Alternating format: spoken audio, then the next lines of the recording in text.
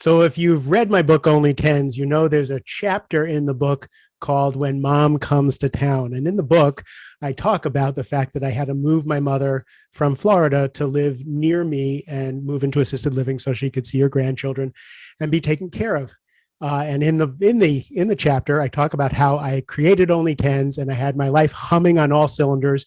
And moving my mother up here was going to be a piece of cake because I had all the help I needed. I knew exactly what was going to go on.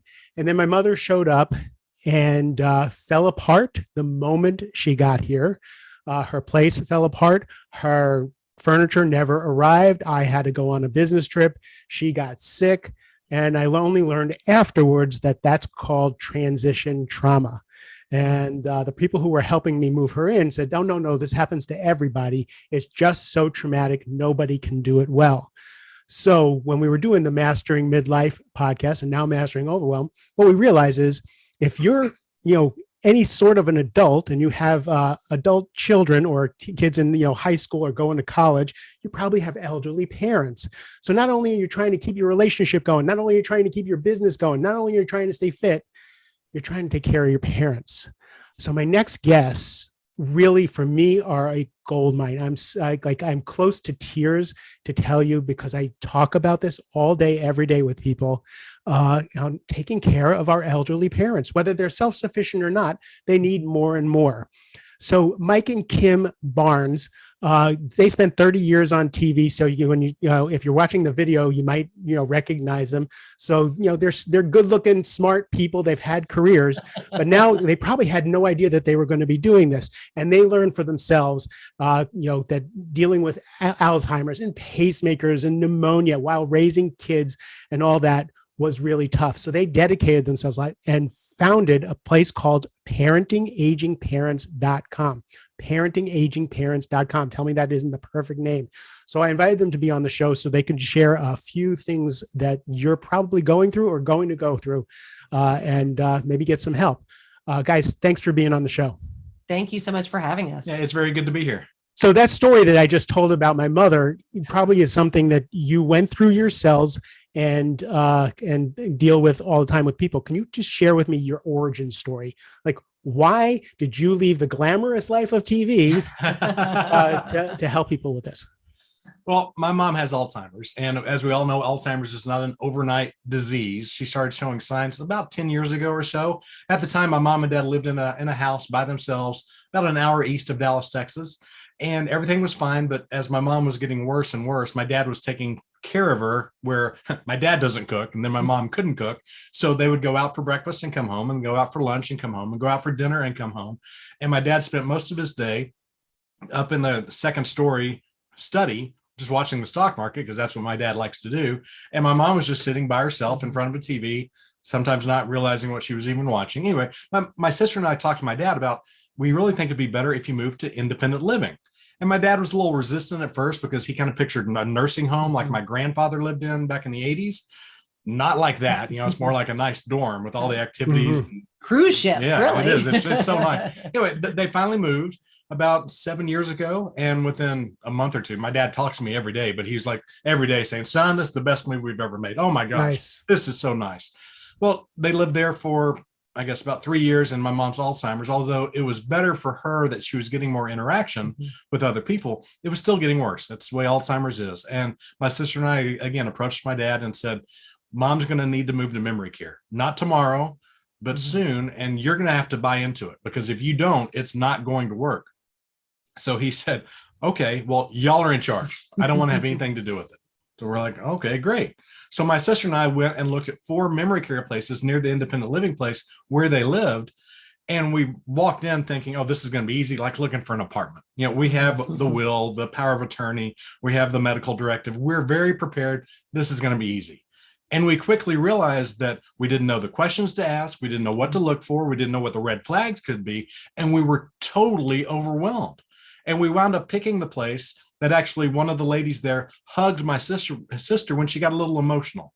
And although we're very happy with where my mom is right now, it's the same place and she's getting taken care of very, very well. That's not a good reason for why you pick a place just because of a nice hug.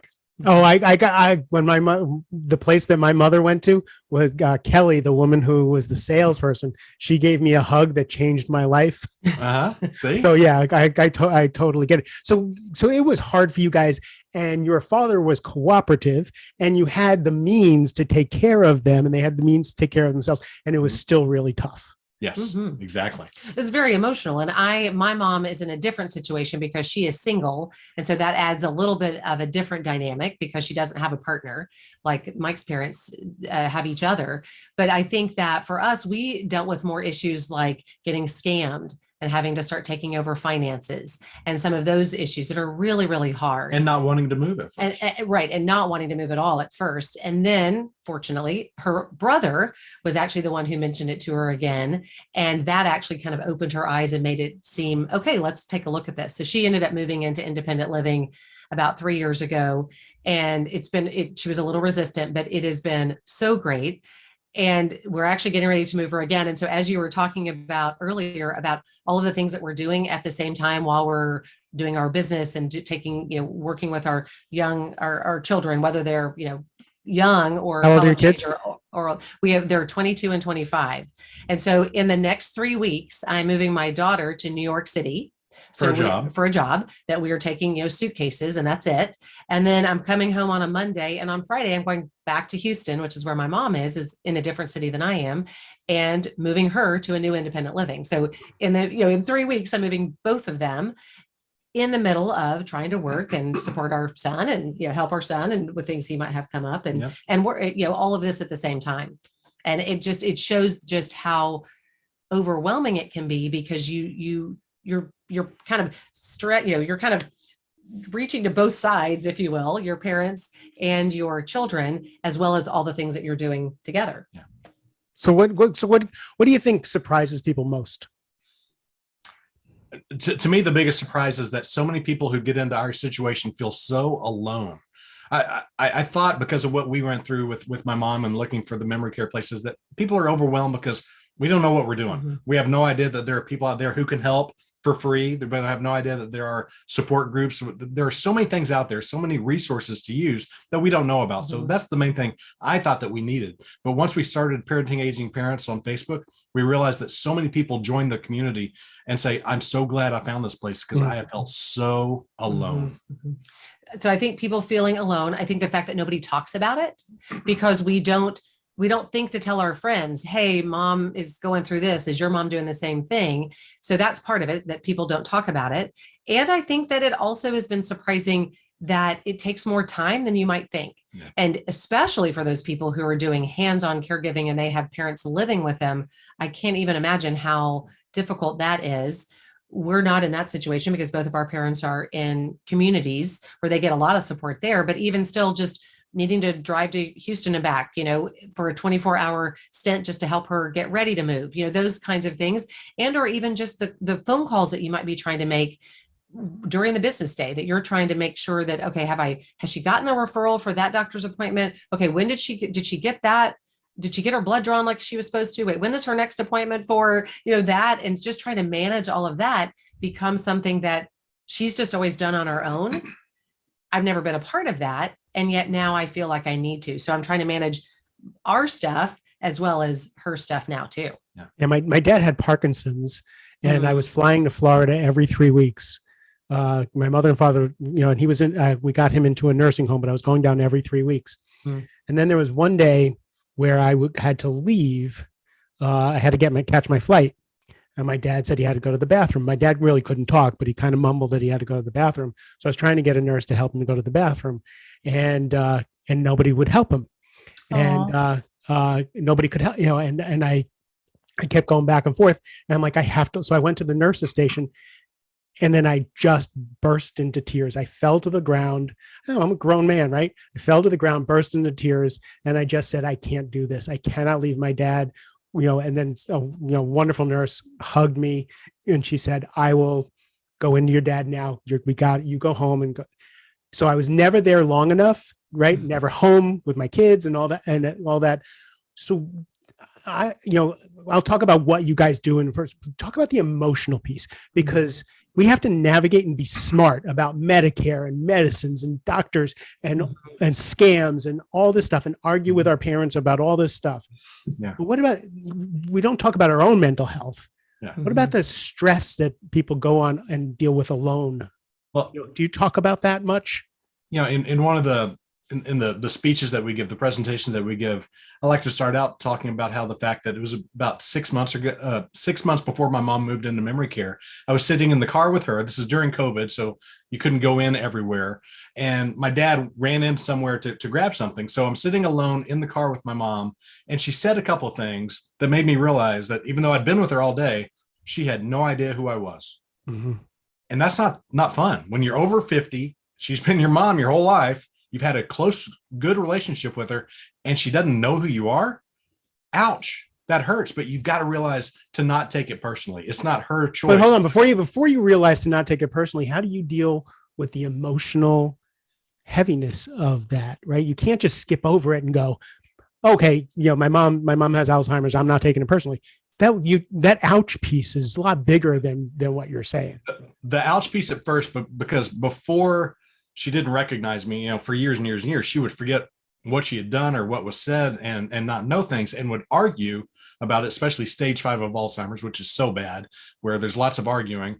I realized then that at first I'd want to argue with her because I want to not put her in her place, but make sure she knew. It's almost like dealing with a child. When you have a 5-year-old child who thinks they know everything, and you have to tell them, no, Brandon, this is the way it is. No, Taylor, this is the way it is. It's what I did with our kids, because all little kids hit a little point in their lives where they think, oh, I know everything. I'm good. I don't need mom and dad. And you're trying to teach them. Yeah. And you're trying to teach them. And so I've tried to teach mom, and I realized I can't, because no matter what I tell her, she's going to forget 10 seconds from now. So I had to get over that, and then just accept the fact that it's not her choice. Mm-hmm. She didn't sign up to get Alzheimer's. She didn't sign up to, oh, I hope I can forget about Mike because I don't like him. I only like my daughter. It's not something like that. You have to realize that she still loves you deep inside. She just can't express it right now because of this terrible disease. Mm-hmm. And it's like that for so many other diseases out there that it's not, most of the time, it's not the parent's choice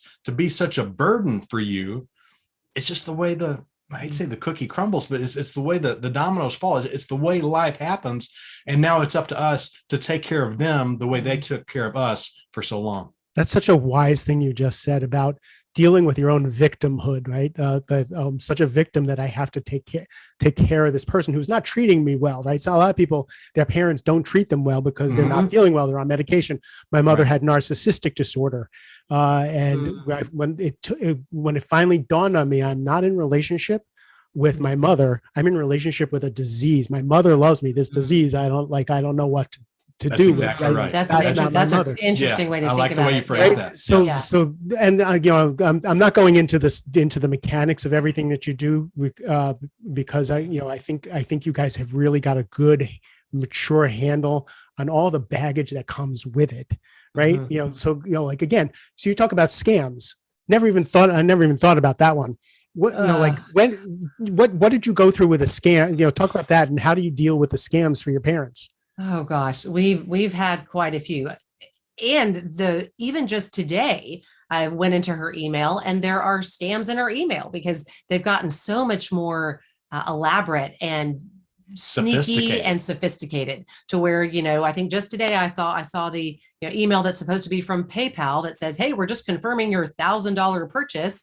If you don't agree, click here. And it's PayPal and AT&T and Costco and all those, they make them look like they're from them, and they're not. So one of the quick things that I do is I go into her email, I check her email every day, multiple times generally, and I try to pull all that stuff and just get them deleted before she ever sees them, because otherwise then there's the risk of her clicking on something. We've worked really hard with both of our parents to have them forward us anything. If you're worried about it, don't click on it. Don't click. And so they'll forward us emails all the time. What should I do about this? And then you say, okay, who is it really from? Do you see that it's a John Brown Smith from AT and 777 from Gmail? That's not AT&T emailing it, So try to make sure they know that it's not real. But I think so for us though, those have been, fortunately, we haven't had many issues with that. But you've heard about the gift card scam. that someone contacts you and says, hey, I need to buy these gift cards. I can't do it. I'll give you the money if you'll go buy the gift cards. No, I haven't heard that one. Yeah, I'll buy the Oh gift my cards gosh. and give me the codes. And what they do is they take they access your bank account and move the, say, $3,000 from savings into checking. So when you check your checking account, it's like, oh, there it is. I can go buy $3,000 worth of gift cards. I'm trying to help these people out. Yeah. They're in a tough spot. Yeah. Oh, there is a special place for this these happened. people. This happened to Kim's mom, not once, but almost twice. So she went to the store, she got the gift cards, she went home, she put in all the codes, and it created a huge mess because, one, they got the codes. Once you give them, there's nothing you can do to get them back. Yeah. So she was out that money. Fortunately, we were able to close the bank account, so they no longer had access to it. But in the meantime, they had created a PayPal account in her name and charged some stuff. Fortunately, in that process, I got to know her banker really well. The branch manager in his bank. Doesn't know our branch manager, knows mom's branch yes, manager. I know that one. He's on my cell phone. He calls me. Thank goodness. So we were able to, with his help, get a lot of that taken care of so that she wasn't held responsible for the PayPal charges and things like that. Gift card money, it was gone. But we were able to do a few things so that to prevent them from being able to access her computer again, took off online banking so that even if they got into her computer, they can't get into her bank accounts. And yet, about a year later, I'm on my way to an appointment. I get a phone call. I look down. It is her bank branch manager. I answer that phone call. And he says, I just want to let you know that your mom just called. She was taking a lift over to the bank to get money. So she was just letting me know. And I told her to turn around, have them take you home, and call your daughter. She was on her way to go get money out of the bank to buy more gift cards. And I just, there's a special place for those people. Right. So it's that's just an example, because and I've tried to help. The thing that I learned from that experience is that my first inclination was to say, Mom, oh my gosh, are you kidding? And she did say that. And I probably did say that the first time. Then I had to, the same thing you might tell your teenager, what were you thinking? Which obviously is not always a productive question. But what I realized very quickly is I had to be very careful with how I approached that, because the more I made her feel bad about it, the less she was going to be willing to tell me about that in the future. She was going to be same thing with teenagers. Yep, exactly. So I've tried to really help her see, which is the fact that these people are very convincing. That is their whole goal, is to give you every reason to believe them and to think that you're really helping them, and to know that they're sneaky. And so don't feel bad that you got scammed. Let's just try to see what we can do to keep it from happening again. Nice. So the second time, at least when it happened, I was a little more understanding, although it still meant we had to, I think that time, I can't remember how many times we've had to close our bank accounts and open new ones. We've done it multiple times. And it's a pain. How do you deal with that? How do you deal with that? I have barely enough time to deal with what I have to deal with. Now I have to deal with this. How do you deal with that? Try not to get frustrated. Mm-hmm. And I don't always do a great job with that. I vent on me. I vent on him, and then try to say, okay, Mom, we're going to take care of that. Also, don't act like you can do it all by yourself. True. It's okay to get help. In this case, having the bank know what the situation was and help, and understand that they could mail, because Kim and her brother are both on the signature card. So, we can always mail it to the brother, mail it to you. They would bend over backwards to try to help, because they realized that her mom hadn't done anything wrong. She was getting taken advantage of. So it's okay to have someone help you.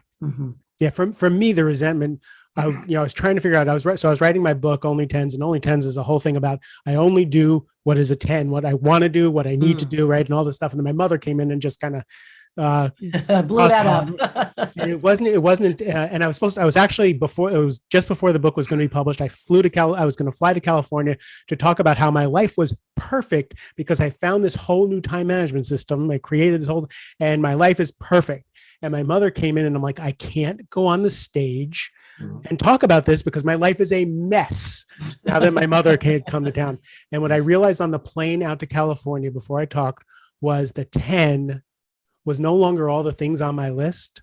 The 10 was to be a good son and take care of my mother for that short period of time. I had to surrender and accept that that was my job now. Now, it can't be forever because I have to take care of my kids. I have to take care. So I have to right size it. But at that time when she was moving and it was acute, the 10 was my mother. And that was the breakthrough in the book. And that's why that chapter is so powerful, is because I fought it for so long and then I accepted it. So I'm curious, as we move over to what you actually do, what's your mission? Like, what do you hope to get out of this little movement that you're creating? I think the most important most important pieces are, one, letting people know it's okay to talk about, and that there are others going through the same thing so that we can share those experiences. We can share those insights, the resources, all the things. So funny. You say there are others going through this, as if there's a few of us, that could fill, maybe a table at the restaurant. We're all going through this. Yes. We're all going through this. This is a secret we're keeping from everybody. Yes. Because no one likes to talk about it. No one. I like to compare it to having a baby. When you have that first baby, you have no idea what you're doing. Maybe you know how to change a diaper, and that's about it. Everything else about the baby, you have relatives, friends, family, coworkers, everybody giving you advice. Here's what you do to make Johnny sleep through the night. Here's what you do to make Johnny roll over. Here's what you do to make Johnny start crawling. Here's what you do to make him start walking. All kinds of advice, and it's fun things. And then when it happens, you're like, hey, this is what happened. And yet you don't do the same thing with an aging parent. Because it's not like, hey, mom has incontinence. How's things going with you? You just don't do that. You don't talk about these things. It's depressing. It's rarely going to get better. It's usually going to get worse. So you keep it within it, and you don't realize that there are so many other people going through it. And that's the biggest thing that I've seen and that I've found from our program, from our group, is that people are out there that need the community. They need to have someone by their side, not necessarily helping them, physically, because a lot of times they're in completely different cities or states across the country, but it's having that moral support. Like, I don't know what to do because mom's living with us now and she's griping about how the house is a mess all the time. What should I do? And people are like, oh, I hear you. Here's what you do. Just blah, blah, blah, blah. They give advice. They give tips. And maybe it's not a great tip because we all have different relationships, family dynamics with mom or dad. So it's never going to be perfect, but you have people on your side. And that helps so, so much. So building that community, helping people normalize the conversation, and also know, how do you prepare? What are the things that you can do so that you can be better prepared? Even when that crisis happens, that's still going to be a crisis, but are there things you can have put in place ahead of time so that then you're just focused on that crisis at hand, not, oh gosh, we don't have a power of attorney. I can't even find out what's going on at the hospital. All of those kinds of things, as well as I think really being that connector.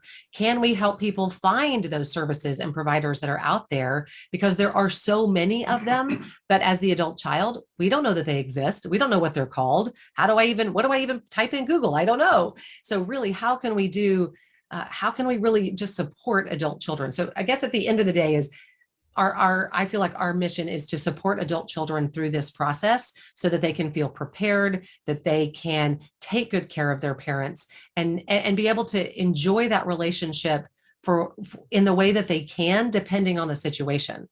Every situation is different, and it is really hard. There are so many, as you were mentioning earlier, I think a lot of the emotion is that a lot of times you're grieving the parent that you no longer have. And even though they're physically still with you, they're not still the parent that you grew up with in a way, or that taught you so many things, or that they were the person that you went for advice, and now they're not necessarily able to give you that advice. And so you're going through a lot of grief at the same time while they're still living. Again, because they didn't choose this. It's not like that was their option. Which store should I take? Let's take this store, which is not going to be very much fun. My dad told me one time that his old boss told him years and years and years ago, the golden years are hell, John. The golden years are hell. And, my dad was like, that's interesting. And then about 10 years later, when my dad was about that age, he said, you know what? He told me, he said, he was right. The golden years are hell. It's just not much fun because, again, they don't choose this. That's not the path that they chose. They don't want these problems, these circumstances, these crises. And they don't want to be dependent. They don't. Oh, for sure. No, not all. They've been independent for so long. And yet that's what they're in. So you've got to support them as best that you can. Nice. So if people go to parentingparents.com, what are they going to find? parentingagingparents.com. I'm sorry, parentingagingparents.com. Yeah. That's all right. Yeah, you'll find about 50 or so. It's growing all the Dozens. time. We add them all the time. Interviews with experts. Whether it's an attorney talking about wills or power of attorney or medical directives. Talk to people about Medicare. Talk to people about Medicaid, home care, home health care, music therapy, all the different things, because there are so many things out there that aging parents are involved in, that they need help with, that we need help trying to find out what's the best thing for our parents. A lot of it is things that you don't even know that you need to know about. Yeah. And is there a community where people can join and get to know each other? There is a button on the homepage, and actually on many pages, that leads you right to join the Facebook group. And we have thousands of people in the group that is just designed for people to have conversations, be able to vent, ask for insight. Hey, does anybody know the best cell phone for a parent who doesn't like to doesn't want a smartphone, or what are the other options? Or my God, the number of cell phones I bought for my mother. I bought the cell phones with the gigantic numbers. I bought oh my God. And how cruel I was when she couldn't figure out how to open and close her cell phone. So frustrated. And like, God, I'm a horrible person because I do not have patience to teach my mother, because I just bought. You know what I've decided is that I think sometimes if we could trade a parent for a little while, because I'm going to have a lot more patience with your mom than with my own, so I can have patience with somebody else's. So sometimes I'm like, if we could just swap for, a half day, I bet we could all be a little nicer. That's right. My mother and I had a tough relationship. And when she died, the hospice nurses, 3 of them, were in tears, sobbing in her living room. Just sobbing. And I said, curious, you do this all day, every day. Do you always cry? They said, no, Marilyn was just so wonderful. And I was like, that is so interesting. Because again, you're right. We have so much more compassion for someone else's parents because they didn't install the buttons, and to have compassion for ourselves that we're dealing with all of that at the same time we're taking care of them. That's the whole thing for me. It's nothing, none of it's cut and dry. It's all messy, except that it's going to be messy and it's going to be good. So it's parentingagingparents.com. That's going to be on the show notes. So you don't have to remember it. You can just click on it. There's a Facebook page. So we're going to give you that, right? And you can get to it just from the website as well. Yes. Great. Is there any other way that people get in touch with you? That is probably the primary. We have a page on LinkedIn as well, but the community is all within the Parenting Aging Parents Facebook group. And then our website is a great resource as well. Yeah. So before I let you go, I'm just curious, what is the gift you have gotten from actually creating this, from being from having this exciting on camera career and all this stuff to being of service? What's the gift, the unexpected gift for you? I'd say, I think in some ways, just the appreciation for the people to have a place to go. And in many ways, as a reporter, my favorite thing to do was to get information and to share that with people. So I didn't really even think about it in that way, but that's what we're getting to do. Oh, somebody has a question about how do you navigate this issue? Oh, let me go figure that out. And I'd love to share that. So I think being able to use the things that I love more than anything, which are educating people and connecting people. So that's allowing us to do that. And then just the comments and the appreciation within the Facebook group is humbling, truly, because I don't know that when we created it, we really had no idea what it would become. Yeah, I think that's the biggest one for me, is that being able to help so many people and not realizing what we were doing to help them. Because I would love to have 300 million people in our Facebook group, 30 million people, 3 million, 300,000, 30,000. But what we have today, I told a group at a high school graduation that I spoke to last week. I said, keep things in perspective, because yes, I would love to dream big and have so many millions of people, but we have helped so many thousands as it is. I think we're doing a good job with that. Yeah, my guess is you're helping a lot of people that you don't even know that you're helping. Yeah. This is like an iceberg kind of thing, like my podcast. The things that I do, I think I touch the people I see, and then I find out the reach is, 2 people in. So my guess is people are like sharing what you learned with people so I think you're in the millions. I think what you've created is really breathtaking. Like I said, I've spent so many years in this, and I'm just impressed with the way you put everything together, the way it's accessible, and your heart. So thank you for being on the show. Oh, Well, it's thank our you. pleasure. Thank you. I really appreciate that. So go to parentingagingparents.com. Again, it'll be in the show notes, and get some help. Mike and Kim Barnes, thank you for being here. To everybody else, I just love you. I appreciate your time and attention. Have a great rest of the day. Boom.